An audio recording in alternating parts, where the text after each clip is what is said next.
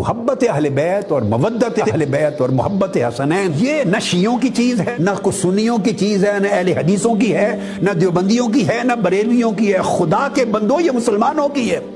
سب اسلام کی امت مسلمہ کی میراث ہے، یہ ایمان ہے، یہ قرآن کا میسج ہے، اس کو قرآن نے فرض کیا ہے۔ حضرت امام ابو حنیفہ رضی اللہ تعالیٰ عنہ اتنی شدید محبت اہل بیت کی کرتے، لوگوں نے ان پر شیعہ ہونے کا طعنہ کیا، وہ شیعہ ہو گئے تو پھر سنی کون بچا؟ امام شافعی کو بھی شیعہ کہتے تھے، رافضی کہتے تھے، تو آپ نے جواب میں فرمایا اگر محبت اہل بیت کا نام شیعہ ہونا ہے تو مجھے قبول ہے، تو امام شافعی شیعہ ہے تو پھر باقی سنی کون بچا؟ امام مالک کی محبت اہل بیت اطہار کے لیے بڑی تعظیم و تکریم تھی، امام احمد بن حنبل کی تھی، سب ائمہ اربعہ کی تھی۔ سمجھانا یہ چاہتا ہوں کہ محبت اہل بیت یہ کسی مکتب فکر کی میراث نہیں ہے، اس کو خدا کے لیے سنی شیعہ کی جنگ اور صف بندی کی وجہ سے اس ایمان کے اثاثے کو اپنے ہاتھ سے نہ جانے دو۔